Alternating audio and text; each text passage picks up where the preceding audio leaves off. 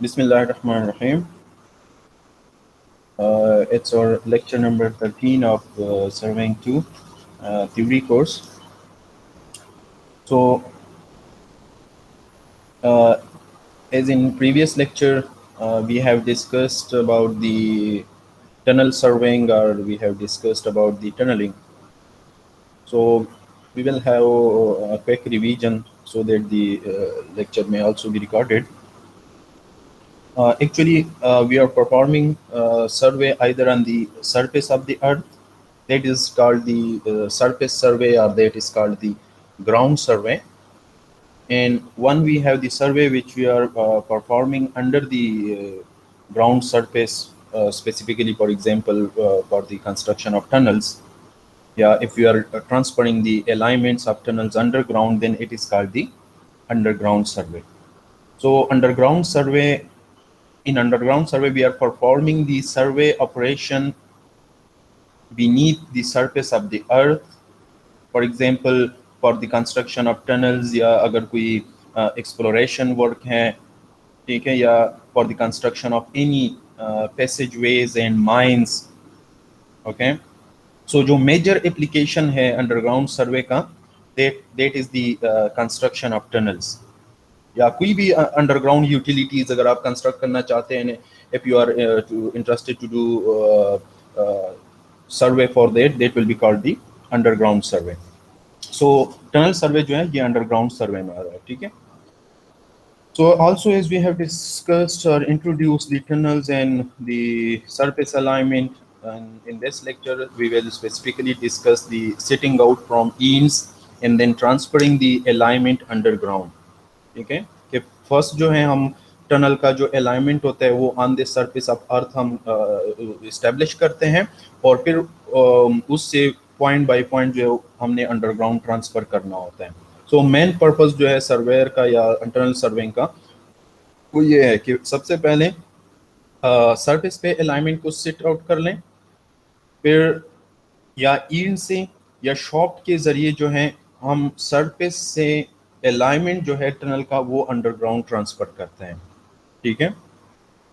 तो as we have discussed कि road tunnel जो है that is an alternative vehicular transportation system, ठीक है. Road tunnel specifically that is the alternative vehicular transportation system. For example, अगर आप एक हाईवे कंस्ट्रक्ट कर रहे हैं, एक रोड कंस्ट्रक्ट कर रहे हैं, बीच में कोई ऑब्स्ट्रक्शन आ जाए, so that obstruction will be either in the form of water body, or it will be in the form of another existing road, or it will be in the form of an existing railway track, or it will be in the form of existing passageway जो pedestrian way होते हैं, या it will be a hard barrier होगा, जिस तरह mountain होते हैं हमारे पास या कोई रिजेस होते हैं. तो उसको क्रॉस करने के लिए एक अल्टरनेटिव वेहिकुलर ट्रांसपोर्टेशन सिस्टम वो ये है कि इस स्ट्रक्चर के या इस बैरियर के अंडर अगर हम ये रोड को कंस्ट्रक्ट कर ले, that will be called the tunnels, ठीक है. सो टनल जो है that is an underground passageway which is dug through the surrounding, ठीक है. मीन जो भी we can say that barrier आएगा या कोई बीच में कोई ऑब्स्ट्रक्शन आएगा, तो उसकी अंडर जो है हम एक पैसेजवे कंस्ट्रक्ट करते हैं, उसको हम टनल्स कहते हैं, ठीक है. तो सी अगर आपके पास एक हार्ड ऑब्स्ट्रक्शन है और आप उसको कट मीन टनल कंस्ट्रक्ट नहीं कर रहे, then you will have to cut it, that is called the open cut, जिस तरह ये है. तो इसकी डिफरेंट डिसएडवांटेजेस हैं या उसकी डिफरेंट फैक्टर्स हैं जिसकी वजह से ओपन कट जो है वो रिकमेंडेड नहीं होता, and then we are going to construct a tunnel. For example, open cut जो है it requires larger length. Mean tunnels में आप दो टर्मिनल देखिए, एक ये रोड है, एक यहाँ से आ रहा है, बीच में ये ऑब्स्ट्रक्शन है, तो these are called the terminal points, और these are called the portal points, ठीक है. सो अगर आप टनल कंस्ट्रक्ट करें, so we can directly possibly कि हम इसको डायरेक्टली कनेक्ट कर सके. और अगर आप टनल कंस्ट्रक्ट नहीं कर रहे, एक ओपन कट कंस्ट्रक्ट कर रहे, तो देन ग्रेड को या स्लोप को प्रॉपरली मेंटेन रखने के लिए फिर हम कंटूर लाइन को फॉलो करते हैं, जिसकी वजह से क्या हो सकता है कि लेंथ जो है वो इंक्रीज हो सकता है. So if the length is increase, then the travel time will be increase. ठीक है. So that is a kind of disadvantage of open cut. And also it require high maintenance cost. देखिए यहाँ पे ये इसकी जो surfaces है these are open to the environment, तो इसकी जो weathering action की वजह से distraction होती हैं, तो properly और regularly maintenance required होगा open cut के लिए. और tunnel जो होते हैं वो तो closed structure होता है, उस पर डायरेक्ट इम्पैक्ट नहीं होता इन्वायरमेंटल फैक्टर्स की, so उसका जो मेंटेनेंस कास्ट है as compare to the open cut वो कम होता है. ठीक है. सिमिलरली अगर आप टनल कंस्ट्रक्ट नहीं कर रहे और अब बैरियर जो है वो स्टीप है या हाई रिज है, ठीक है, तो उस पे जो फिर आप ओपन कट डिजाइन करेंगे, obviously to reduce the cost of construction आपने स्लोप को स्टीप रखना होगा. ठीक है. So to avoid that point and to it is also not safe during the aerial warfare and the highway pavements in open cut are affected, as we have discussed कि ये open environment में होता है. ठीक है. तो इसकी जो pavements होते हैं या जो asphaltic material होते हैं ये फिर easily damage हो सकते हैं. So due to these some disadvantages of the open cut, then we are recommending कि अगर बीच में कोई barrier आ जाए तो उससे जो है आप एक tunnel construct कर लें. ठीक है. So tunnels जो है these are generally considered to shorten the travel time and distance or to add some extra travel capacity through the barriers. ठीक है. barriers again वो या mountain होगा, एक hard barrier होगा, या एक open water होगा, या एक existing passageway होगा. ठीक है. तो उसको हम डिस्टर्ब नहीं कर सकते. तो फिर दो अल्टरनेटिव्स हैं, या तो आपने उसके ऊपर ब्रिज कंस्ट्रक्ट करना होगा और या आपने अंडरग्राउंड टनल कंस्ट्रक्ट करना होगा. ठीक है. So for that purposes then we are doing the analysis of different factor which will be considered in both cases कि ब्रिज का इनिशियल कॉस्ट क्या होगा, उसका ऑपरेशन कॉस्ट क्या होगा, उसका लाइफ टाइम क्या होगा, सिमिलरली उसकी स्टेबिलिटी क्या होगी. फिर टनल्स की हम जो है कंपेयर करते हैं. सो टनल जो है tunnels are more environmental friendly and sustainable and also more economical as compared to the other structure which you are constructing through the barriers. ठीक है. So tunnels are also considered to avoid the surface congestion, improve the air quality, reduce the noise or minimize the surface disturbance, and tunnels जो है these are proposed as a sustainable alternative to bridge or other surface road. ठीक है. Mean अगर कोई barrier आ जाए ना तो उससे आप ब्रिज भी कंस्ट्रक्ट कर सकते हैं अगर वाटर बॉडी है, या अगर ऑलरेडी पैसेजवे है, या अगर हॉट बैरियर है तो then you can construct an alternative bypass type जो है सरफेस रोड कंस्ट्रक्ट कर सकते हैं. सो एज कंपेयर टू दो स्ट्रक्चर टनल्स जो है tunnels are more sustainable alternative. ठीक है. So to meet the high transportation or in big cities, to avoid the congestion, to improve the air quality, reduce noise and surface disturbance, most important ये होता है कि अगर आप open cut करें तो surface को आपने disturb करना होगा. ठीक है. So road tunnels are feasible alternative to cross the water body or to cross any physical barrier. ठीक है. And to satisfy the environmental or ecological requirements. Mean एक एरिया की डिफरेंट कंसिडरेशंस होते हैं. फॉर एग्जांपल वो bridge की वजह से या ओपन कट की वजह से अगर बैडली इफेक्ट हो रहे हैं, so then you will have to go for the tunnels. And also जो रोड टनल्स हैं they are minimising the environmental impact. ठीक है. और tunnels are protecting the areas of special cultural और हिस्टोरिकल वैल्यूज लैंड हो अगर. ठीक है. एंड आल्सो टनल्स की वजह से जो है आप डिस्ट्रिक्ट्स को या बिल्डिंग्स को या प्राइवेट प्रॉपर्टीज को जो है कंजर्व रख सकते हैं. मीन वो उससे इम्पैक्ट नहीं होगा. ठीक है. और अगर आप ओपन कट कर रहे हैं तो उससे जो है ये कल्चरल एरिया है, अगर एग्रीकल्चरल एरिया है, अगर प्राइवेट एरिया है या बिल्डिंग्स हैं, वो इफेक्ट हो सकते हैं. ठीक है. सो टनल्स जो हैं they have less impact on the natural habit and also they are reducing the disturbance to this surface roads.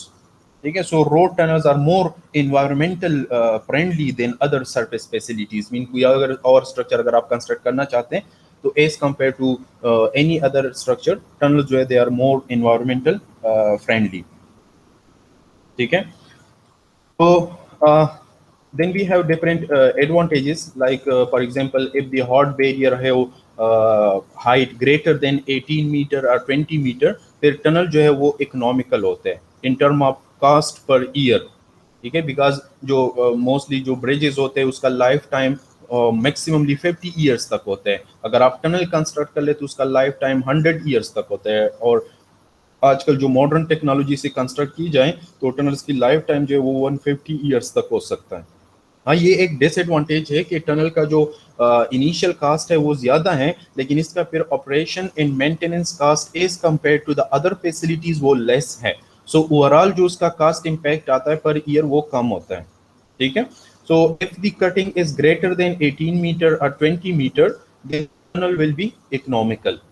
Internal carry the railway lines, road, public health utilities, ठीक है, मीन किसी भी पर्पस के लिए आप इसको कंस्ट्रक्ट कर सकते हैं, ठीक है। So these are some advantages which we have also discussed in detail in previous lecture, ठीक है।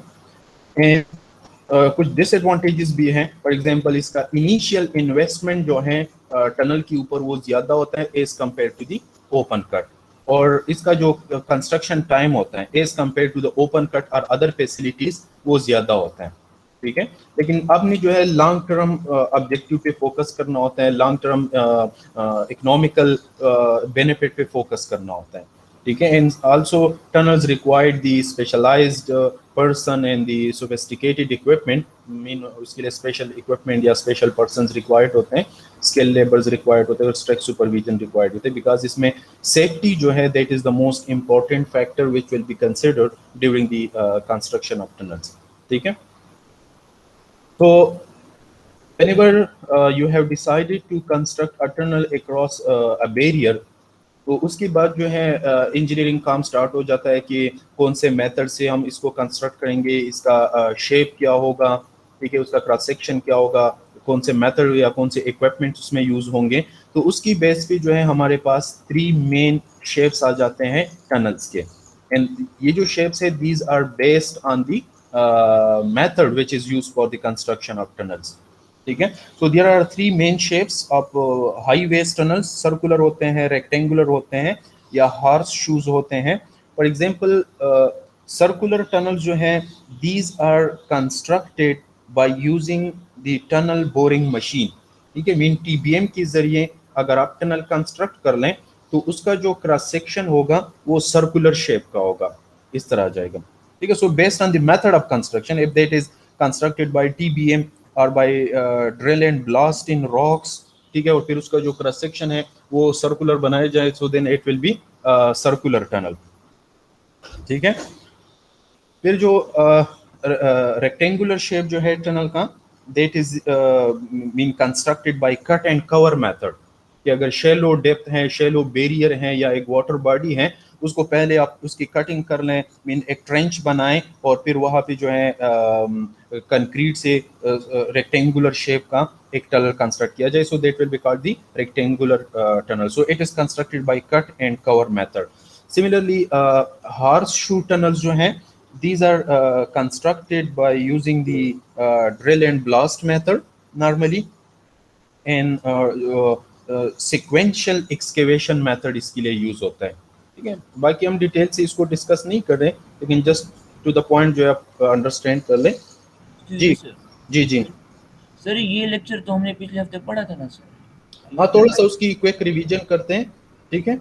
यस अच्छा, so horseshoe or curvilinear or the cross section which is obtained by sequential excavation method or by new Austrian tunneling method, इससे जो cross section बनेगा उसको horseshoe और curvilinear method कहते हैं। Similarly, फिर अदर जो मेन टाइप्स है these are the cut and cover method, cut and cover tunnels है, बोर्ड, ये डिफरेंट मेथड्स है जिसके जरिए हम टनल कंस्ट्रक्ट करते हैं। सो कट एंड कवर से अगर आप कंस्ट्रक्ट कर ले तो टनल जो है वो रेक्टेंगुलर शेप का होगा। टीबीएम के जरिए अगर आप कर ले बोरिंग के जरिए, सो उसका जो क्रॉस सेक्शन होगा वो सर्कुलर शेप का होगा, ठीक है।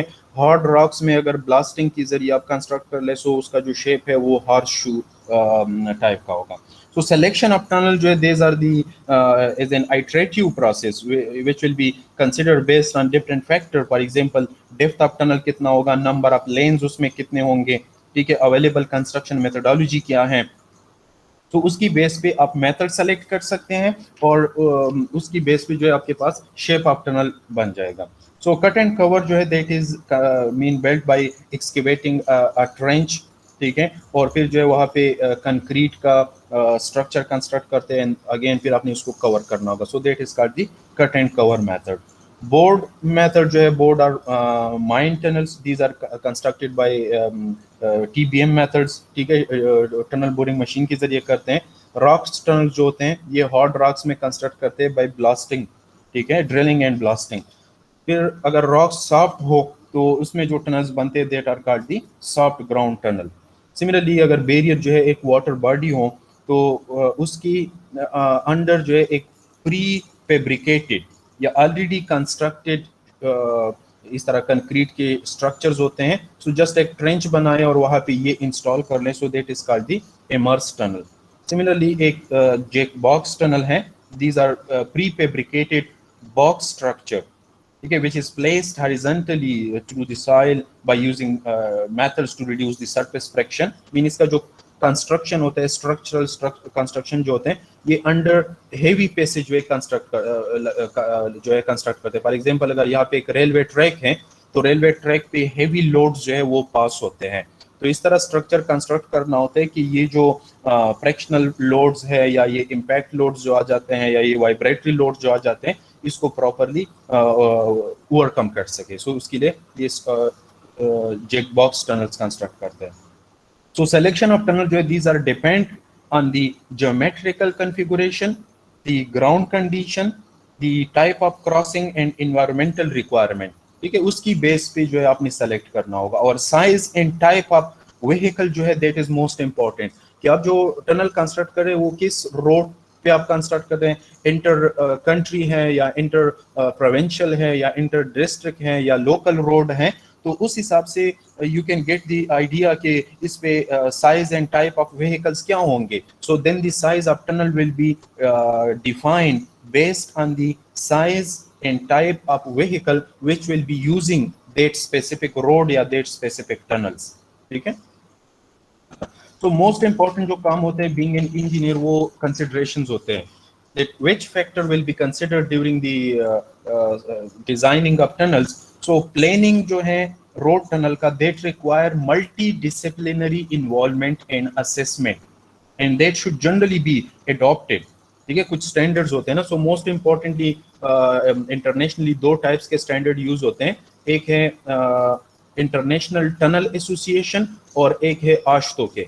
तो इनकी कुछ स्टैंडर्ड्स है या कुछ स्पेसिफिकेशंस हैं या कुछ फैक्टर हैं which will be considered before the designing or proper excavation of the tunnels। so certain consideration जो है वो ये है कि टनल में लाइटनिंग किस तरह होगा, उसकी वेंटिलेशन किस तरह होगी, लाइफ सेफ्टी उसमें क्या होगा, ऑपरेशन एंड मेंटेनेंस क्या होगा। so these factors should be addressed specifically for tunnels, ठीक है। and in addition also you can consider the construction cost, the lifetime, ठीक है, टनल का लाइफ टाइम कितना होगा, उसका कंस्ट्रक्शन कॉस्ट कितना होगा। So these factor will be considered and must be compared with other facilities, so then you can decide कि tunnel जो है वो इकोनॉमिकल होगा कि नहीं होगा। एंड मोस्ट इंपॉर्टेंट ये है कि जो इनसाइड जो टनल की फिनिशिंग होती है या लाइनिंग होती है that factor will be also consider कि किस टाइप का रॉक है। अगर हार्ड रॉक है तो फिर ज़्यादा फिनिशिंग और लाइनिंग की ज़रूरत नहीं होती, अगर सॉफ्ट रॉक्स हैं सो फिर उसकी प्रॉपर वायर मेशिंग करते हैं, शॉर्टक्रीट अप्लाई करते हैं या थिन कंक्रीट सरफेस अप्लाई करते हैं कि इनसाइड जो सरफेस है टनल का वो properly we can say that properly maintain रह जाए, ठीक है, उससे फ्रेगमेंट्स ना गिरे। अच्छा, and also the subsurface condition, geological condition and hydraulic condition, method of construction कि कौन सा मेथड आप यूज करेंगे, एरिया जो है वो एक्सेसिबल है, कंस्ट्रक्शन मटेरियल अवेलेबल है, इन्वायरमेंटल इम्पैक्ट उसका क्या होगा, सीज्मिक कंडीशन क्या है, अर्थक्वेक के इम्पैक्ट्स क्या है उस एरिया पे, ठीक है। सो ये जो डिफरेंट फैक्टर्स हैं जस्ट आप लोग माइंड में रखें कि these factor will be considered during the construction of the tunnels, ठीक है। And then the best line will be selected. Also जो दो टर्मिनल पॉइंट्स को आप मीट कर रहे हैं, सो जो मीटिंग रोड है उसमें नंबर ऑफ लेन्स जो हैं वो टनल में नंबर ऑफ लेन के बराबर होनी चाहिए, ठीक है, और प्रॉपरली टनल की एंट्री पॉइंट और जो इग्रेस पॉइंट है, लीविंग पॉइंट जो है, वो प्रॉपरली टर्मिनल पॉइंट के साथ मीट होना चाहिए, प्रॉपर उसका अलाइनमेंट होना चाहिए, सेंटर लाइन अलाइनमेंट। ठीक है, so the very careful study will be required कि आप प्रॉपरली टोपोग्राफी को स्टडी कर लें, उस एरिया की जियोलॉजी को स्टडी कर लें, ठीक है, और उसकी जो सब सरफेस कंडीशन है, हाइड्रोलिक कैरेक्टरिस्टिक्स हैं, these factors will be considered. ठीक है, अच्छा, उसके बाद ये तो जस्ट थोड़ा सा जनरल इंट्रोडक्शन था। उसके बाद फिर आ जाता है setting out of the tunnel, which is the actual work of a surveyor. See, design process जो है टनल्स का, उसमें यह है कि सबसे पहले आप ये डिफाइन कर ले कि टनल किस पर्पस के लिए यूज होगा, डिफाइन द फंक्शनल रिक्वायरमेंट। ठीक है, उसका डिजाइन लाइफ, उसकी ड्यूरेबिलिटी और उसके जो फंक्शनल रिक्वायरमेंट है, पहले उसको डिफाइन कर लें। फिर जो है प्रॉपर इन्वेस्टिगेशन कर लें, as we have discuss the different factor, कि जियोलॉजिकल स्टडी कर ले, जियो टेक्निकल स्टडी कर ले, जियो हाइड्रोलॉजिकल स्टडी कर ले, and collect the data. Also perform the environmental cultural studies. ठीक है, लोकल एरियाज की जो कल्चरल और एनवायरमेंटल स्टडीज है वो भी इंपॉर्टेंट होते हैं। सो based on this you will get the information, you will get the idea.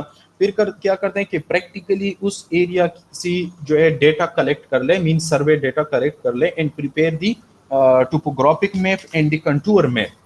ठीक है, और फिर उस मैप में हमारे पास डिफरेंट अल्टरनेटिव्स जो है हम उसको डिफाइन कर सकते हैं। सी, फॉर एग्जांपल, अगर यहाँ पे एक रोड आ रहा है, this is the terminal point, फिर यहाँ से कंटिन्यू होगा, ये एक और टर्मिनल पॉइंट है, बीच में यहाँ पे फॉर एग्जांपल एक ऑब्स्ट्रक्शन है। तो सबसे पहले जो है आप तो जनरल स्टडी कर लें, एनवायरमेंटल की, कल्चर की, जियोलॉजिक की, इस एरिया की जो कंडीशंस है, हाइड्रोलिक कंडीशन है, सीज्मिक कंडीशन है, सारा डेटा कलेक्ट कर लें। उसके बाद जो है अगर टनल जो है वो एक्सेप्टेबल है, सस्टेनेबल है और इकोनॉमिकल है, तो उसके बाद फिर आपने उसकी डिजाइनिंग और मैपिंग और सर्वे करना होगा। ठीक है, तो उसके लिए फिर हमारे पास 4 स्टेप्स हैं। ठीक है, सिटिंग आउट ऑफ टनल्स में सबसे पहले क्या करते हैं, सरफेस सर्वे करते हैं। Then we are connecting the surface alignment underground, mean surface पे जो पॉइंट्स आपके पास आ जाते हैं उसको 1 बाय 1 जो है अपने अंडरग्राउंड ट्रांसफर करना होता है। Then you have to set out underground, because surface से अंडरग्राउंड जब आप पॉइंट्स ट्रांसफर कर लें तो उसको फिर प्रॉपरली एडजस्ट करना, टनल का जो वेड्थ है और हाइट है उसको प्रॉपरली एडजस्ट करना और इनसाइड लाइनिंग करना। ठीक है, इसकी जो मार्किंग करते हैं या सर्वे करते हैं, that is sitting out underground. And most importantly, then you will have to maintain the proper slope or grade or level of the base of the tunnel, because हमारे पास एक टर्मिनल पॉइंट है और दूसरा टर्मिनल पॉइंट है। अब इन दो points को हमने एक यूनिफॉर्म स्लोप पे ज्वाइन करना होता है। अगर टनल शॉर्ट है तो स्लोप जो है एक ही डायरेक्शन में प्रोवाइड करते हैं, अगर टनल जो है वो लॉन्ग है तो फिर स्लोप को 2 डायरेक्शन में प्रोवाइड करते हैं सेंटर पॉइंट से। सो इस स्लोप को या इस ग्रेड को प्रॉपरली मेंटेन करना होता है। So under the ground mean इस इनसाइड द टनल आपने ऑटो लेवल को यूज करना होगा, लेवलिंग करना होगा कि जो सेंटर लाइन है या अलाइनमेंट है टनल का, उस पे वो रिक्वायर्ड स्लोप या रिक्वायर्ड ग्रेड जो है वो अचीव हो जाए। ठीक है, तो जो फर्स्ट स्टेप है that is the surface survey. तो first as we have discussed कि आपने लोकल इंफॉर्मेशन कलेक्ट करने होंगे। Then you will have to do the surface survey at least 3 to 4 kilometre. ठीक है, 3 to 4 किलोमीटर एक साइड पे। फॉर एग्जांपल, अगर ये इस तरह एक रोड आ रहा है, ये एक टर्मिनल पॉइंट हो गया, बीच में ये ऑब्स्ट्रक्शन है और फिर यहाँ से कंटिन्यू होगा। सो दोनों साइड पे तकरीबन 3 to 4 किलोमीटर जो है सर्वे कर लें। ठीक है, और उसकी जो मैप है, टोपोग्राफिक मैप है या कंटूर मैप है, उस मैप को प्रिपेयर कर लें at small scale. Mean small scale पे इसको प्रिपेयर कर लें, मतलब ये कि जो सारी फीचर्स हैं वो इजीली आपको विजिबल हो। So the scale is recommended कि it should be greater than 1 in 20,000। ठीक है, सो स्मॉल स्केल पे उसकी टोपोग्राफिक मैप जो है उसको प्रिपेयर कर लें। फिर आपके पास देखें, अगर मैप अवेलेबल है, मैप के ऊपर क्या है, एक ये अलाइनमेंट होगा, ये जो साइड है, और एक हमारे पास ये अलाइनमेंट होगा। यहाँ पे बीच में तो ये अब्स्ट्रक्शन है ना, यहाँ पे ये दो पॉइंट्स को अब हमने कनेक्ट करने हैं। सो आपके पास अगर कंटूर मैप अवेलेबल है या इस एरिया का अगर we can say that topographic map available है, सो इस मैप से आप डिफरेंट अल्टरनेटिव्स को डिफाइन कर ले कि इन टू टर्मिनल पॉइंट को हम किस तरह कनेक्ट कर सकते हैं। Again based on the geological condition, based on the hydraulic condition, based on the type of rock, आप डिफरेंट अल्टरनेटिव डिफाइन कर ले कि हम इसको स्ट्रेट भी ज्वाइन कर सकते हैं, इस साइड से फॉर एग्जांपल भी ज्वाइन कर सकते हैं, इस तरह एक करो टाइप भी ज्वाइन कर सकते हैं। सो आपके पास डिफरेंट अल्टरनेटिव्स आ जाएंगे, ठीक है। So then the final alignment will be selected. For example हमने ये अलाइनमेंट सेलेक्ट कर दिया, स्ट्रेट अलाइनमेंट जो है उसकी भी इश्यूज हो सकते हैं कि सपोज यहाँ पे आप फॉर एग्जांपल बोरिंग नहीं कर सकते, यहाँ पे आप ब्लास्टिंग नहीं कर सकते, कोई भी कंस्ट्रक्शन मेथड आप यूज नहीं कर सकते, या यहाँ पे हाइड्रोलिक कैरेक्टरिस्टिक उसकी तरह है कि इनफिल्ट्रेशन रेट इस एरिया में ज्यादा है। सो जरूरी नहीं है कि टनल जो है आप स्ट्रेट ही कंस्ट्रक्ट कर लें, डिफरेंट अलाइनमेंट्स होंगे, then the final alignment will be selected और फिर उस अलाइनमेंट का डिटेल सर्वे करना होगा फर्दरली। अगेन दोबारा आपने इसकी जो जियोलॉजिकल और हाइड्रोलॉजिकल और ये जो कैरेक्टरिस्टिक्स हैं इसको दोबारा कंफर्म करने होंगे, ठीक है। देन दी सरफेस सर्वे जो है वो स्टार्ट हो जाएगा कि आपने मैप से अलाइनमेंट सेलेक्ट कर दी। अब ग्राउंड के ऊपर आपके पास एक ये पॉइंट प्रेजेंट है और एक ये पॉइंट आपके पास अवेलेबल है जो टर्मिनल पॉइंट्स है, these are also called the portal points. अच्छा, ये ग्राउंड पे दो पॉइंट प्रेजेंट हैं, मैप में आपने ये अलाइनमेंट जो है ये आपने डिफाइन कर दी, ये सेंटर लाइन डिफाइन कर दी कि टनल जो है इस तरह हम कंस्ट्रक्ट करेंगे, ठीक है। सो नाउ थियोडोलाइट इसमें यूज होता है जो मोस्ट इंपॉर्टेंट इंस्ट्रूमेंट है टनल्स में। थियोडोलाइट इज यूज्ड और मोस्टली एक्यूरेट इंस्ट्रूमेंट यूज होनी चाहिए, 20 सेकंड तक उसकी एक्यूरेसी होती है, या अगर मोर प्रिसाइज काम आप करते हैं तो जो थियोडोलाइट्स होते हैं 5 to 10 सेकंड उसकी एक्यूरेसी होती है, यू कैन यूज दैट। और समटाइम जो है अगर टनल के लेंथ ज्यादा हो तो फिर नॉर्मल थियोडोलाइट की विजिबिलिटी इतनी ज्यादा नहीं होती बिकॉज उसका टेलीस्कोप का जो फोकल लेंथ होता है वो कम होता है। So then the special theodolite is used which is called the tunnel transit, ठीक है, या टनल थियोडोलाइट उसको कहते हैं। उसकी एक्यूरेसी भी ज्यादा होती है, उसका फोकल लेंथ भी ज्यादा होता है, ठीक है। उसका जो टेलीस्कोप होता है नॉर्मल थियोडोलाइट की टेलीस्कोप से वो लॉन्गर होता है, ठीक है। So theodolite is the main instrument, tape और ट्राइपॉड और ये तो फिर एडिशनल इंस्ट्रूमेंट्स है वो यूज होते हैं, ठीक है। सो अलाइनमेंट आपने डिफाइन कर दी, now we have to transfer the points one by one into the surface of earth. देखिए यहाँ पे ये ऑब्स्ट्रक्शन है ना, तो ये पॉइंट्स अगर हम ज्वाइन कर रहे हैं तो देखिए मैप के ऊपर आपके पास अगर एक पॉइंट है तो उसका पोजीशन मैप के ऊपर गिवन होगा। तो मैप में जो पोजीशन गिवन है उस पोजीशन को स्केल के जरिए आप एक्चुअल कोऑर्डिनेट्स में कन्वर्ट कर लें।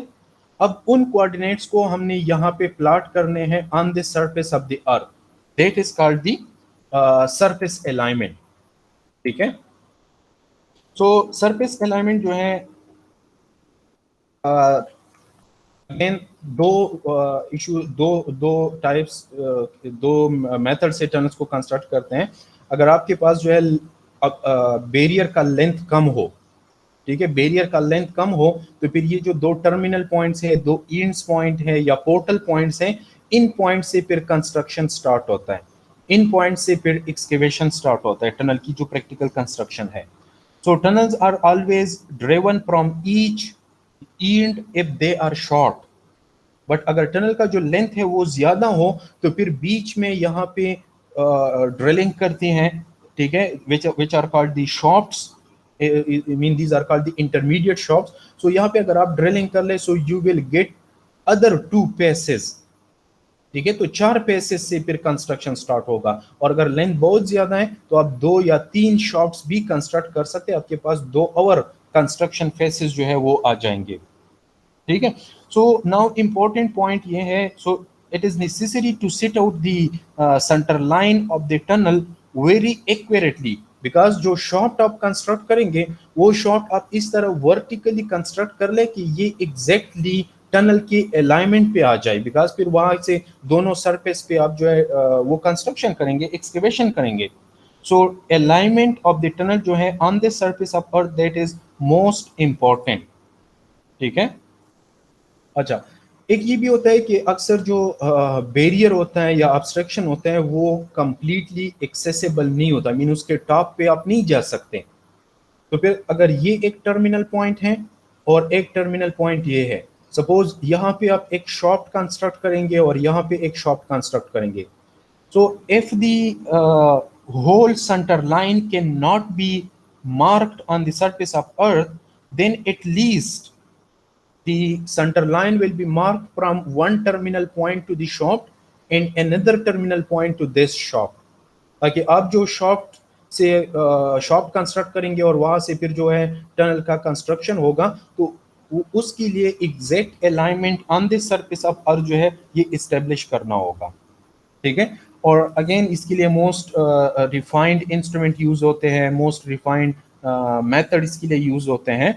ठीक है, कि इनइक्वेरेसी जो है वो अवॉइड की जाए and the experience, care and patience are required for the observation. ठीक है।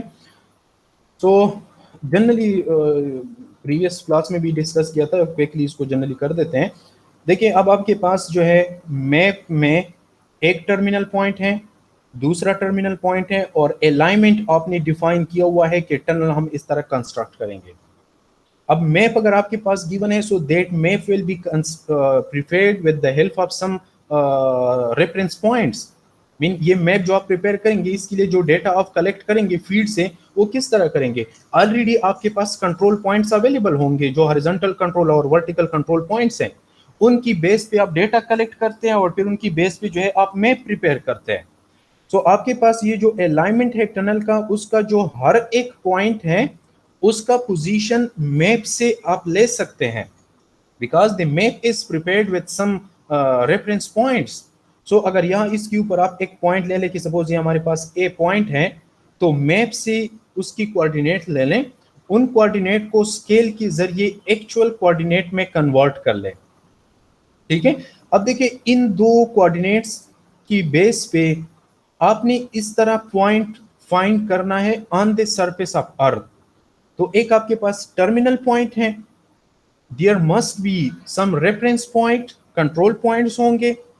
तो रेफरेंस पॉइंट पे या टर्मिनल पॉइंट पे टेडोलाइट को सेट कर लें, और इन ये जो कोऑर्डिनेट्स है ना, इन कोऑर्डिनेट्स का पॉइंट वो फाइंड करके वहां पे एक परमानेंट पेग लगाएं, तो आपके पास जो है एक पॉइंट आ जाएगा on the surface of earth. Similarly map से एक और पॉइंट उठाएं, मैप से उसकी कोऑर्डिनेट्स ले लें, स्केल के जरिए उसको एक्चुअल कोऑर्डिनेट में कन्वर्ट कर लें, और कंट्रोल पॉइंट और टर्मिनल पॉइंट उसकी बेस पे जो पॉइंट है वो ऑन द सरफेस ऑफ अर्थ आप इस्टेब्लिश कर लें।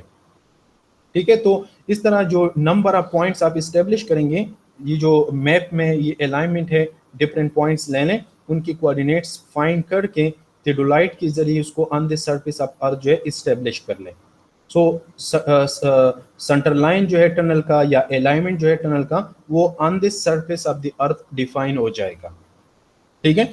या इस तरह भी है कि अगर सिंगल रिज हो, ठीक है, सिंगल रिज हो और वो एक्सेसिबल हो, तो वहां पे इस तरह एक कंक्रीट का एक बेस बनाते हैं, उसके ऊपर शेड होना चाहिए कि यहाँ पे फिर आप इंस्ट्रूमेंट सेट करेंगे, सो वो रेनफॉल से और अदर क्लाइमेटिक फैक्टर से वो जो है सेफ रहें। सो that is called the observatory point. तो ऑब्जर्वेटरी पॉइंट पे आप इंस्ट्रूमेंट इस तरह सेट कर लें कि जो दो टर्मिनल पॉइंट हैं, दो टर्मिनल पॉइंट जो है वो आपको वो टेलीस्कोप की लाइन ऑफ एक्सिस पे आ जाए। मीन इंस्ट्रूमेंट इस तरह सेट कर लेना कि ये दो पॉइंट्स यहां से विजिबल हो। देखिए, अगर आप सपोज ये पॉइंट यहाँ पे विजिबल है, यहाँ पे एक स्टॉप रॉड होता है या एक रेंजिंग रॉड होता है, तो फिर टेलीस्कोप को थोड़ा सा नीचे कर लें और यहाँ पे एक पॉइंट लगाएं, फिर टेलीस्कोप को फर्दरली नीचे कर लें, यहाँ पे एक पॉइंट लगाएं, it will hit the ground, थोड़ा सा और नीचे कर लें, यहाँ पे एक पॉइंट लगाएं। सिमिलरली फिर इस साइड पे, ठीक है, डिफरेंट पॉइंट्स लगाए। सो ये जो पॉइंट्स आ जाएंगे on the surface of earth, it will connect the two terminal points A and B. लेकिन ये मेथड जो है ये मोस्टली रिकमेंडेड है अगर टनल का जो अलाइनमेंट हो वो एग्जैक्टली स्ट्रेट हो। तो ऑन द सरफेस ऑफ अर्थ किसी भी पॉइंट पे इस तरह इंस्ट्रूमेंट सेट कर ले कि दोनों पॉइंट्स जो है वो इन लाइन आ जाए, फिर हॉरिजॉन्टली इंस्ट्रूमेंट को क्लैंप कर लें और टेलीस्कोप को वर्टिकल प्लेन में अप एंड डाउन करके जहां पे लाइन ऑफ कॉलिमेशन ग्राउंड को हिट कर रहा है वहां पे एक पेग लगाए। सो आपके पास सरफेस के ऊपर डिफरेंट पॉइंट्स आ जाएंगे and the alignments will be defined on the surface of earth which is called the surface alignment, इसको कहते हैं।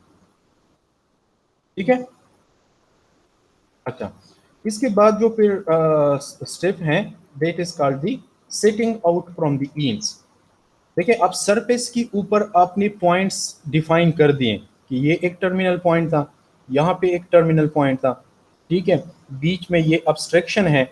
ऑन द सरफेस ऑफ अर्थ आपके पास ये एक पॉइंट है, ये दूसरा पॉइंट है, ठीक है, ये तीसरा पॉइंट है। इस तरह नंबर ऑफ पॉइंट्स है आपके पास up to n। These are present on the surface of the earth. अब सेटिंग आउट फ्रॉम ईंड्स ये है कि आप प्रैक्टिकल कंस्ट्रक्शन स्टार्ट कर ले दोनों ईंड से, ठीक है, दोनों टर्मिनल पॉइंट से। Mean once the centre line is established on the surface of earth, then the setting out of the centre line will be started. और ये मोस्ट सिंपल ऑपरेशन है। लेकिन ये साइड जो है ये ऑलरेडी कंस्ट्रक्टेड है ना, रोड का ये साइड जो है। सिमिलरली ये साइड जो है this is also already constructed. बीच में ये ऑब्स्ट्रक्शन है और इसके ऊपर जो है आपने डिफरेंट पॉइंट्स लगाए हुए हैं। वी मीन सेंटर लाइन जो है या अलाइनमेंट जो है टनल का वो आपने ऑलरेडी डिफाइन किया हुआ है on the surface of the ground. तो अब टेडोलाइट जो है वो किसी भी परमानेंट पॉइंट पे अलोंग द सेंटर लाइन आप सेट कर लें। मीन इंस्ट्रूमेंट आप इस तरह सेट कर लें कि वो ये जो हाईवे का सेंटर लाइन है या रोड का जो सेंटर लाइन है उसकी अलाइनमेंट में आ जाए। मीन एक परमानेंट पॉइंट पे प्रॉपरली इंस्ट्रूमेंट को सेट कर लें outside the terminal point, because यहाँ पे कंस्ट्रक्शन स्टार्ट होगा तो उससे थोड़ा डिस्टेंस पे टेडोलाइट को सेट कर लें। ठीक है, अच्छा, अब ये सेंटर लाइन जो है ये ऑलरेडी इस्टेब्लिश्ड है ना हाईवे का। इस पे कहीं भी आप अपने लिए एक पॉइंट लगाएं और टेलीस्कोप से उसको साइट कर लें। अब देखिए, इंस्ट्रूमेंट जहां पे सेट किया हुआ है ये भी अलाइनमेंट के ऊपर है। बैक साइड आपने एक पॉइंट साइट किया हुआ है, वो क्या है, वो भी अलाइनमेंट के ऊपर है। मीन सेंटर लाइन के ऊपर ये दो पॉइंट्स हैं। एक पॉइंट पे हमने इंस्ट्रूमेंट सेट किया हुआ है, दूसरी पॉइंट पे हमने रेंजिंग रॉड लगाया हुआ है और यहां से उसको साइट कर लें। अब इंस्ट्रूमेंट जो है हॉरिजॉन्टली आपने डिस्टर्ब नहीं करना, जस्ट वर्टिकल प्लेन में टेलीस्कोप को ट्रांजिट कर लें। ठीक है, वर्टिकल प्लेन में टेलीस्कोप को 180 डिग्री पे रोटेट कर ले, that is called the plunging या that is called the transiting. तो अब टेलीस्कोप जो है इस साइड पे आई पीस होगा और इस साइड पे जो है ऑब्जेक्टिव पीस होगा। ठीक है, अब देखें यहां से कंस्ट्रक्शन जो है वो स्टार्ट होगा। मीन थोड़ा सा एक्सकेवेशन आप कर लें और टेलीस्कोप जो है, अब सपोज ये फर्स्ट पॉइंट को आपने साइट किया हुआ है which is present on the surface of the अर्थ। ठीक है, तो जब आप यहां से थोड़ा सा एक्सकेवेशन कर देंगे तो टेलीस्कोप को उसी प्लेन में थोड़ा सा डाउन कर लें तो पॉइंट आप हिट कहां पे होगा, लाइन ऑफ एक्सिस जो है वो कहां पे हिट करेगा, वो यहां पे हिट करेगा। तो मजा आ रहा है ना, पहले ये एरिया जो था ये इस तरह कंटिन्यूएशन में था, देखें इस तरह ये हेल कंटिन्यूएशन है। पॉइंट सपोज आपका यहाँ पे है, फर्स्ट पिग आपने यहाँ पे लगाया हुआ है, इंस्ट्रूमेंट यहाँ पे आपने सेट किया हुआ है। ठीक है, उसका अलाइनमेंट आपने सेट कर दी ना, इस पॉइंट को साइट कर लें। अब यहाँ से थोड़ा सा एक्सकेवेशन कर लें इस इंड से और टेलीस्कोप को नीचे कर ले तो पॉइंट आप हिट कहां पे आएगा, यहां पे आ जाएगा ना, on the roof of the tunnel. एक पॉइंट याद रखें कि इनसाइड द टनल जब भी हम पेग लगाते हैं या स्टेशन लगाते हैं वो टनल की छत पे लगाते हैं। टनल का जो रूफ होता है ना अपर सरफेस पे लगाते हैं, नीचे नहीं लगाते, बिकॉज यहाँ पे वर्क हो रहा है, यहाँ पे एक्सकेवेशन हो रहा है, कटिंग हो रही है, हीवी मशीनरीज होते हैं, तो पॉइंट जो है वो डिस्टर्ब हो सकते हैं। तो टनल में जो पेग्स होते हैं या स्टेशन पॉइंट्स होते हैं वो टनल की सरफेस की ऊपर लगाते हैं। तो थोड़ा सा एक्सकेवेशन आपने कर दी और एक पॉइंट आपने ट्रांसफर कर दिया। सिमिलरली सपोज दूसरा पॉइंट यहाँ पे है, एक पॉइंट हो गया, फिर थियोडोलाइट से इस पॉइंट को साइड कर लें, मीन अलाइनमेंट आपका ये आ जाएगा। थोड़ा सा फर्दर एक्सकेवेशन और कटिंग करके टेलीस्कोप को नीचे कर ले तो मीन फर्दरली ट्यूब बन रहा है ना, टनल बन रहा है, तो फिर इसका जो लाइन ऑफ एक्सेस का जो हेटिंग होगा वो दूसरा पॉइंट आपके पास आ जाएगा। ठीक है, सिमिलरली इस एंड से यहाँ पे इंस्ट्रूमेंट सेट कर लें, इस पॉइंट को साइड कर लें, जब यहाँ पे थोड़ा सा एक्सकेवेशन हो जाए तो टेलीस्कोप को नीचे कर ले, तो जहां पे ये टनल की रूफ को हिट कर रहा है वहां पे एक पॉइंट लगाएं। इस तरह फिर थोड़ा सा और एक्सकेवेशन कर लें, नेक्स्ट पॉइंट को ट्रांसफर कर लें, फिर इस तरह थोड़ा और एक्सकेवेशन करके नेक्स्ट पॉइंट को ट्रांसफर कर लें। सो दोनों एंड से प्रोग्रेसिवली एक्सकेवेशन हो रहे हैं, वर्किंग हो रहे हैं, और वन बाय वन पॉइंट जो है वो ट्रांसफर हो रहे हैं to the roof of the tunnel. तो ये जो पॉइंट्स इनसाइड ट्रांसफर हो जाएंगे, so see this point will define the centre line of the tunnel. Remember, ये जस्ट अलाइनमेंट आपको दे देगा, एक डायरेक्शन आपको देगा, एक सेंटर लाइन आपको देगा। फिर टनल का जो वेड्थ है वो आपने इस सेंटर लाइन से इक्वली एडजस्ट करना है। ठीक है, कि कितने डायमीटर का या कितने वेड्थ का आप टनल कंस्ट्रक्ट कर रहे हैं। सो इस सेंटर लाइन से to the right and to the left फिर उतना कटिंग और एक्सकेवेशन करके वो required width of the tunnel जो है उसको आप एडजस्ट कर लें। ठीक है, मोस्ट इंपॉर्टेंट ये है कि आप अलाइनमेंट को प्रॉपरली ट्रांसफर कर ले ताकि दोनों टर्मिनल पॉइंट जो है वो एक दूसरे के साथ कनेक्ट हो जाए। ठीक है, so this is the setting out of the tunnel from the ends. ठीक है, अच्छा, इसके बाद एक समझ आ रहा है कि नहीं? Are you getting the points? Yes sir. Yes sir. इसके बाद जो है फिर ट्रांसफरिंग अलाइनमेंट अंडरग्राउंड है, वो जो हमने डिस्कस की ना कि sitting out of the tunnel from the ends, वो तभी यूज होता है जब length of the tunnel short हो और आप सपोज दोनों एंड से एक्सकेवेशन कर रहे हैं और उसमें जो है शॉर्ट नहीं है। ठीक है, अब सपोज अगर लेंथ जो है वो बहुत ज्यादा है, फॉर एग्जांपल अगर यहाँ पे एक टर्मिनल पॉइंट है, एक टर्मिनल पॉइंट यहाँ पे है और इसके बीच में ये ऑब्स्ट्रक्शन है, लेंथ ऑफ द टनल जो है वो ज्यादा है, तो फिर हम क्या करते हैं कि इसकी बीच में यहाँ पे एक वर्टिकल ड्रिलिंग करते हैं which is called the shaft. Again remember, सबसे पहले आपने क्या करना होगा, सरफेस की ऊपर अलाइनमेंट सेट करना होगा कि इन दो पॉइंट्स को जिस तरह आप ज्वाइन कर रहे हैं, ठीक है, दो टर्मिनल पॉइंट्स को या जो टनल का अलाइनमेंट है आपके पास मैप से, पहले उसकी डिफरेंट पॉइंट्स को on the surface of the earth establish कर लें।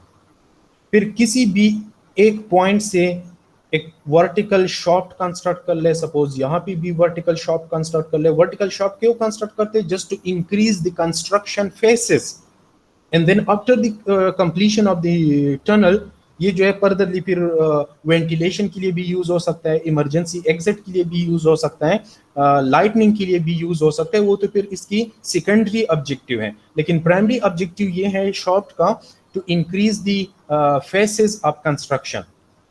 ठीक है, अब आपने ड्रिलिंग कर दी, एक शॉफ्ट आपने कंस्ट्रक्ट कर दी। नॉर्मली शॉफ्ट का जो डायमीटर होता है वो 3 to 5 मीटर होता है। ठीक है, वर्टिकली आपने कंस्ट्रक्ट कर ली। अब यहां से भी आप कंस्ट्रक्शन स्टार्ट करेंगे, इस साइड से भी आप कंस्ट्रक्शन स्टार्ट करेंगे। So what will be the alignment? यहाँ पे अलाइनमेंट क्या होगा? देखिए प्रीवियसली हमने जो डिस्कस की ना, वो तो एंड से आप कंस्ट्रक्शन कर रहे हैं और वन बाय वन पॉइंट जो है वो ट्रांसफर कर रहे हैं। अगर बीच में आप शॉफ्ट कंस्ट्रक्ट कर ले और शॉफ्ट से आप दो फेसेस की तरफ जो है आप कंस्ट्रक्शन करें, so how this point will be transferred downward?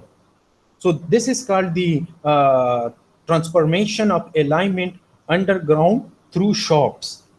ठीक है, so ये जो ऑपरेशन है कंस्ट्रक्शन ऑफ टनल में, this is the most difficult operation and it require again the highest skill and greatest care required होता है, because shaft जो है वो स्मॉल होते हैं, 3 to 5 डायमीटर्स के होते हैं।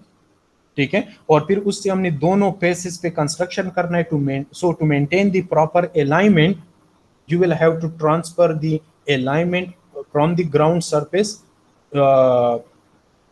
To underground through the shaft. तो उसका जनरल प्रोसीजर ये है, देखें अगर हमारे पास ये व्यू है ना, इसको हम टॉप से देख रहे हैं, टॉप से जस्ट फोकस कर लें, मोस्ट इजी है, थोड़ा सा प्रोसीजर है उसको अंडरस्टैंड कर लें। सो टॉप व्यू क्या आएगा, देखिए एक ये अलाइनमेंट है, ठीक है, एक ये अलाइनमेंट है, these two are the terminal point, ठीक है। अब इन दो पॉइंट को फॉर एग्जांपल हम इस तरह ज्वाइन करेंगे, सो ये जो डैश लाइन है, this is the alignment on the surface of the earth. Now for example यहां पे हमने शॉर्ट कंस्ट्रक्ट किया हुआ है, शॉर्ट जो है हमने ड्रिल किया हुआ है, ठीक है, on the surface of the earth, remember. अच्छा, इस शॉर्ट का डेप्थ कितना होगा, that will be equal to इसका डेप्थ कितना होगा, that will be equal to the reduce level of the surface, earth का जो सरफेस है, minus reduce level of the tunnel.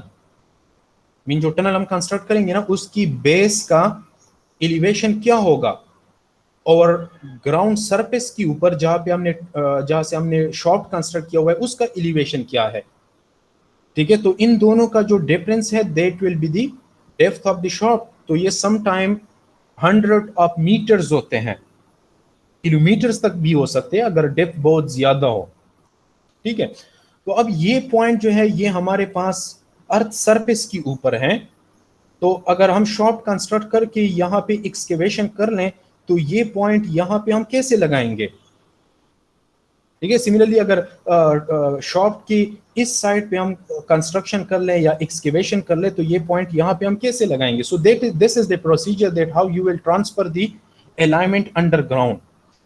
अच्छा, सो अब प्रोसीजर ये है कि ये जो शॉर्ट है उसकी दोनों एंड्स पे यहाँ पे इस तरह एक वुडन प्लॉन्क जो है ये इंस्टॉल कर ले, जो टेम्बर बीम्स होते हैं ना, टेम्बर बीम जस्ट फिक्स कर लें, mean just fix two timber beam across the top of the shaft near its edges at right angle to the alignment.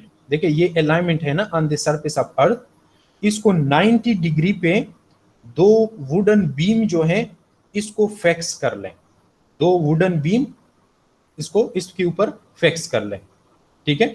अब देखिए ऑन द सरफेस ऑफ अर्थ यहां पे एक इंस्ट्रूमेंट सेट कर लेते, Deloitte, means surface of the अर्थ के ऊपर आपके पास अलाइनमेंट गिवन है ना, डिफरेंट पॉइंट्स गिवन है, डिफरेंट स्टेशन गिवन है, किसी एक पॉइंट के ऊपर टेडोलाइट सेट कर लें। और सपोज प्रीवियसली हमारे पास ये पॉइंट है, तो इस पॉइंट को साइट कर लें। रिमेंबर दो पॉइंट्स मस्ट रिक्वायर्ड होते हैं, एक पॉइंट के ऊपर इंस्ट्रूमेंट सेट कर लें, दूसरी पॉइंट पे रेंजिंग रॉड को लगाकर यहां से साइट कर लें। अब हॉरिजॉन्टली इंस्ट्रूमेंट को डिस्टर्ब नहीं करना, बिकॉज टेलीस्कोप का जो लाइन ऑफ एक्सिस है वो एग्जैक्टली अलाइनमेंट के ऊपर है। हॉरिजॉन्टली इंस्ट्रूमेंट को क्लैंप कर लें और टेलीस्कोप को वर्टिकल प्लेन में 360 डिग्री में रोटेट कर ले कि ऑब्जेक्टिव पीस जो है ये इस साइड पे आ जाए और आई पीस यहाँ पे होगा, ठीक है। तो अब टेलीस्कोप से ये जो वुडन बीम आपने लगाया हुआ है इसको साइट कर लें। तो जहां पे ये हिट करेगा, that will be the point on the wooden beam, ठीक है। ये टेलीस्कोप का जो लाइन ऑफ एक्सिस है ना, ये जहां पे हिट कर रहा है वो क्या पॉइंट होगा, that will be the point on the alignment. Similarly यहां से दूसरा वुडन बीम जो आपने इंस्टॉल किया हुआ है इसको हिट कर लें, तो जहां पे ये मीट हो रहा है इसके साथ, ये जो पॉइंट ऑफ साइटिंग है, ये पॉइंट जो है यहाँ पे एक नेल लगाए, ठीक है। नॉर्मली एक कील लगाते हैं बिकॉज वो प्रॉपरली मीन उसमें ड्रिलिंग करके एक परमानेंटली एक नेल लगाए, ठीक है, दोनों साइड पे। अब देखिए ये जो दो नेल हमने लगाए हुए हैं, दो पॉइंट्स हमने लगाए मार्क किए हुए हैं वुडन के ऊपर, ये दो पॉइंट्स क्या है, these are exactly on the alignment of the tunnel, ठीक है। अब इसके साथ क्या करते हैं कि इसके साथ वायर के जरिए वेट्स अटैच कर लें। तो अब आ जाइए जो साइड व्यू है इसके ऊपर आ जाइए, जो मीन अगर आप इसके इन 2 पॉइंट्स के साथ, यहाँ पे जो हमने ये 2 पॉइंट्स इस्टेब्लिश किए हुए हैं, इनके साथ वायर के जरिए, जो अक्सर पियानो वायर होता है टाइट और थिन एंड हार्ड वायर होता है, ठीक है, वायर के जरिए इन 2 पॉइंट्स के साथ जो है हेवी वेट अटैच कर लें। नॉर्मली 10 to 15 किलोग्राम वेट होता है, ठीक है, वेट को इसके साथ अटैच कर लें।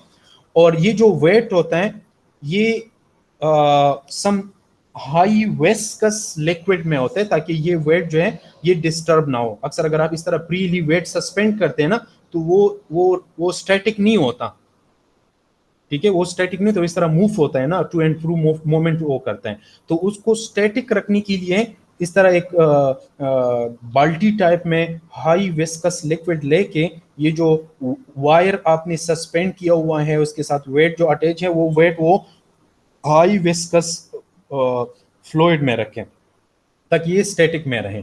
सो देखिए हमारे पास ये 2 स्ट्रेट लाइंस हो गए, ठीक है, और इसका चेकिंग ये है कि ये दोनों स्ट्रेट्स हैं कि नहीं।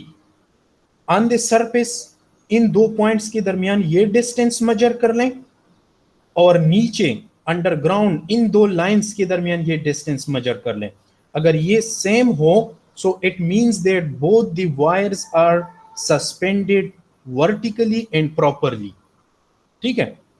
अब देखें आपके पास ये 2 वायर्स आ गए जो नीचे अंडरग्राउंड सस्पेंडेड है, मीन ये टॉप व्यू था और ये अब साइड व्यू है ना, इतना जो है this is the depth of the shaft. अब यहाँ पे जाहिर बात है थोड़ा सा एक्सकेवेशन किया होगा रफली, but we don't know the direction कि कौन से डायरेक्शन में जाना है। अब इस तरह कर ले कि नीचे यहाँ पे इंस्ट्रूमेंट सेट कर ले, ठीक है, मीन अंडर द ग्राउंड टेडोलाइट जो है वो सेट कर ले। नाउ ये जो है ये मोस्ट डिफिकल्ट पॉइंट होता है कि इंस्ट्रूमेंट हम कहाँ पे सेट करेंगे, बिकॉज यहाँ पे तो हमारे पास पॉइंट्स नहीं है अलाइनमेंट का, हमारे पास जस्ट ये 2 वायर्स हैं। तो ये जो है ये एक ट्रायल मेथड है, ट्रायल मेथड है। आपने इंस्ट्रूमेंट को इस तरह सेट करना है कि टेलीस्कोप से एट अ टाइम ये दोनों वायर्स आपके पास इन लाइन आ जाए, ठीक है, मीन टेलीस्कोप को इस तरह सेट कर ले, इंस्ट्रूमेंट को इस तरह सेट कर ले, टेडोलाइट को इस तरह पॉइंट आपने देखना होगा कि इंस्ट्रूमेंट हम कहां पे सेट कर लें कि ये दोनों वायर जो है ये हमारे पास इन लाइन आ जाए, इन लाइन ऑफ टेलीस्कोप आ जाए, इन लाइन ऑफ कॉलिमेशन आ जाए। सो जब ये 2 पॉइंट्स आपके पास लाइन ऑफ कॉलिमेशन आ जाएंगे, तो फिर टेलीस्कोप का जो पॉइंट ऑफ हिट होगा on the roof of the tunnel, वहां पे आप एक पॉइंट लगाएं, ठीक है। फिर टेलीस्कोप को थोड़ा सा वर्टिकल प्लेन में रोटेट कर लें, थोड़ा सा मूव कर लें और एक और पॉइंट लगाएं, ठीक है। फर्दरली फिर आप इस तरह अपनी एक्सकेवेशन को कंटिन्यू रखें, इंस्ट्रूमेंट यहाँ पे होगा और 1 by 1 पॉइंट जो आप इस तरह लगाते चाहें। तो ये जो A B C ये पॉइंट्स हैं, these will be in line with these 2 wires. Similarly ये जो दूसरा साइड है, इंस्ट्रूमेंट यहाँ पे सेट कर लें कि ये दोनों वायर जो है ये आपके पास इन लाइन आ जाए। तो इनका जो हिटिंग पॉइंट होगा यहाँ पे फिर पेग लगाते हैं, परमानेंट पेग लगाते हैं स्टील के, ठीक है। So this is the simple procedure कि किस तरह आप सरफेस से अलाइनमेंट को नीचे ट्रांसफर करेंगे। जी, is it clear? Yes sir. Yes sir. अच्छा, सो ये पर इसका जो थ्योरेटिकल एक्सप्लेनेशन है, जो पॉइंट्स हमने डिस्कस की वो यहाँ पे इन स्लाइड्स में गिवन है, ठीक है, कि वेट किस तरह अटैच करेंगे, वायर का टाइप क्या होगा। तो मोस्टली पियानो वायर होते हैं, इसके साथ प्लम्बाब अटैच करते हैं हेवी वेट की कि उसका जो सस्पेंशन है वो स्टैटिक रहे, ठीक है, और इसको इस तरह विस्कस लिक्विड में सस्पेंड करते हैं कि इसका जो मोमेंट है वो भी स्टॉप हो जाए, ठीक है। सो जितनी भी शॉफ्ट हैं, हर एक शॉफ्ट से हमारे पास 2 कंस्ट्रक्शन पेसेस आ जाते हैं। तो हर पेस की अलाइनमेंट को कंटिन्यू रखने के लिए आपने ये प्रोसीजर जो है ये रिपीट करना होगा, ठीक है। नाउ एक और पॉइंट है जो मोस्टली कंसिडरेबल होता है during the transferring of alignment underground, कि देखिए अक्सर ये शॉफ्ट जो इसका डेप्थ बहुत ज़्यादा होता है, तो नीचे यहाँ पे आपको ये एरिया जो है ये विजिबल नहीं होता, ठीक है, डार्कनेस होती है ना, लाइट नहीं होता इनसाइड। तो उसके लिए प्रॉपर लाइटनिंग की अरेंजमेंट्स करने होते हैं, ठीक है, बिकॉज फिर टेलीस्कोप से आपको या थियोडोलाइट की जो फिर विजिबिलिटी है वो क्लियर नहीं होगी। तो ओल्ड एजेस में ये लैंप्स वगैरह और ये कैंडल्स वगैरह यूज़ होते थे। आजकल तो एडवांस टेक्नोलॉजी की बेस पे इलेक्ट्रिसिटी अवेलेबल है।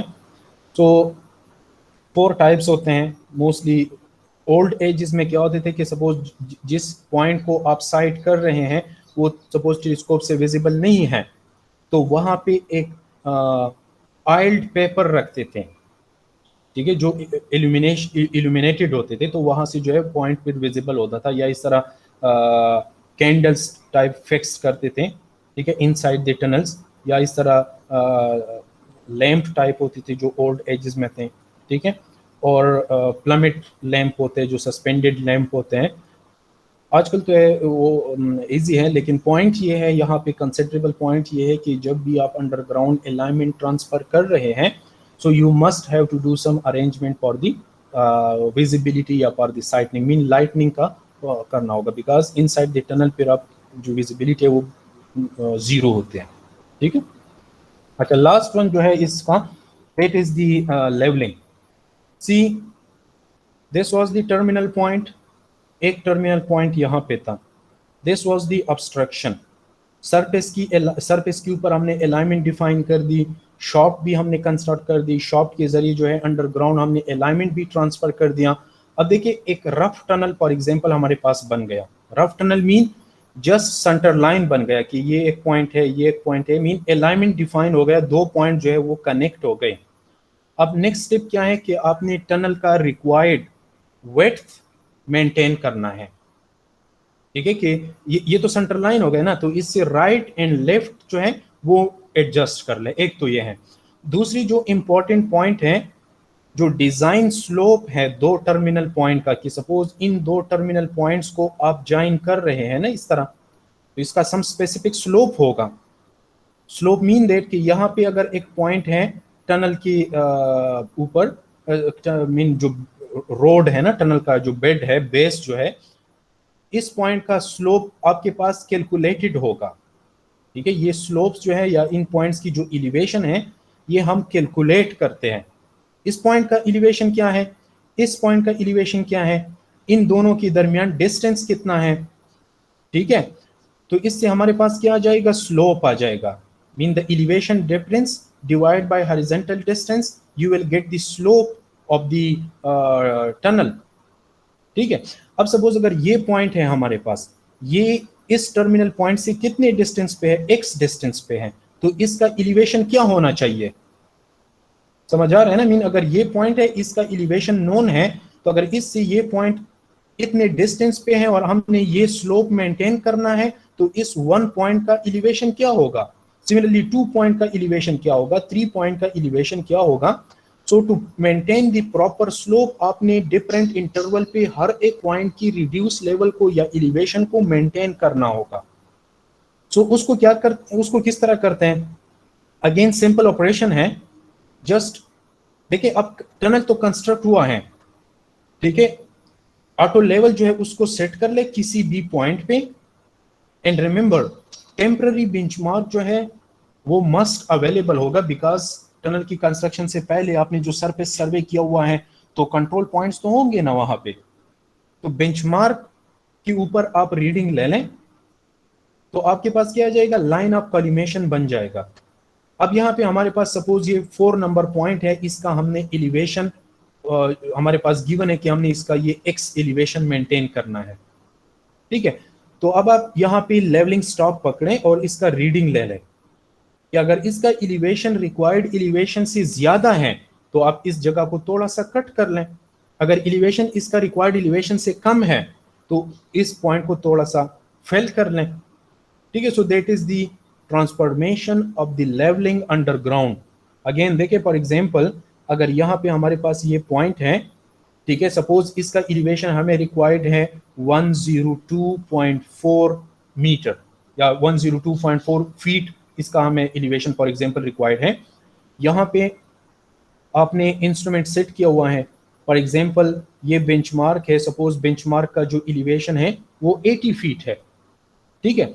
तो हम क्या करेंगे कि यहाँ पे हमने इंस्ट्रूमेंट सेट कर दी, बेंचमार्क के ऊपर आप लेवलिंग स्टॉप पकड़े और रीडिंग ले लें, ठीक है। फॉर एग्जांपल ये रीडिंग हमारे पास आ रहा है 11.4 सपोज, तो ऑटो लेवल का जो लाइन ऑफ कॉलिमेशन है उसका एलिवेशन क्या हो जाएगा, 91.4 हो जाएगा। Now this is the elevation of the line of collimation, ठीक है। अब यहाँ पे आप लेवलिंग स्टॉप पकड़े, जिस पॉइंट पे आपने 102.4 एलिवेशन लाना है, यहाँ पे आप लेवलिंग स्टॉप पकड़े, तो लेवलिंग स्टॉप के ऊपर आपके पास क्या रीडिंग होना चाहिए, ठीक है। फॉर एग्जांपल सपोज अगर बेंचमार्क का जो एलिवेशन है, फॉर एग्जांपल ये हमारे पास 100 है, 11.4 बेंचमार्क के ऊपर जो है बैक साइड रीडिंग हमारे पास आ गया, तो लाइन ऑफ कॉलिमेशन का एलिवेशन क्या होगा, 111.4 होगा। अब इस पॉइंट का जो एलिवेशन है ये हमने 102.4 रखना है, तो लेवलिंग स्टॉप के ऊपर क्या रीडिंग होनी चाहिए, 9 रीडिंग होनी चाहिए।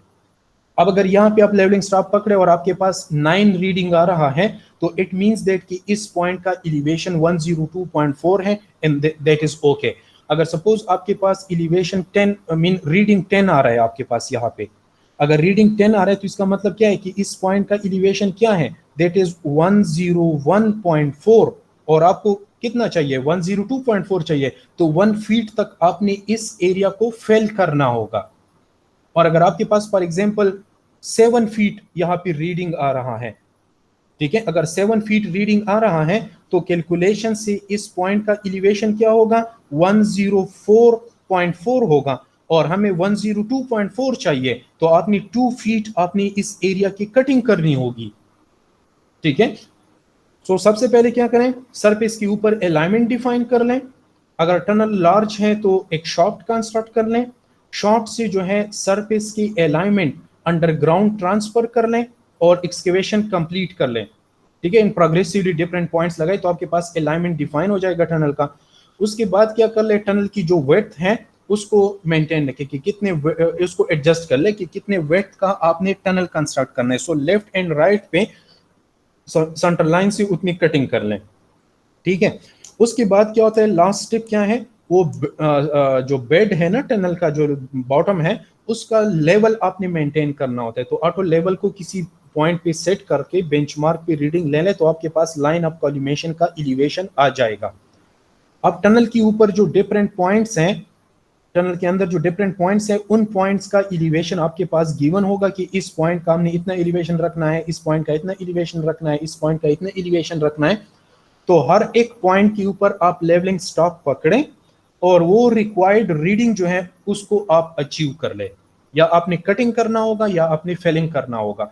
सो सी एक यूनिफॉर्म स्लोप जो है वो आपके पास अचीव हो जाएगा, ठीक है। और उसके बाद जो है फिर फिनिशिंग करते हैं कि टनल के ऊपर जो है उसकी पेवमेंट करते हैं, प्रॉपर्ली उसकी कंपैक्शन करते हैं, साइड्स की जो है लाइनिंग करते हैं, सरफेस की लाइनिंग करते हैं, अगर सॉफ्ट रॉक्स है तो उसकी वायर मेशिंग करते हैं, शॉर्टक्रीट अप्लाई करते हैं, फिर जो है प्रॉपर्ली उसमें वेंटिलेशन और लाइटनिंग इंस्टॉल करने होंगे, ठीक है।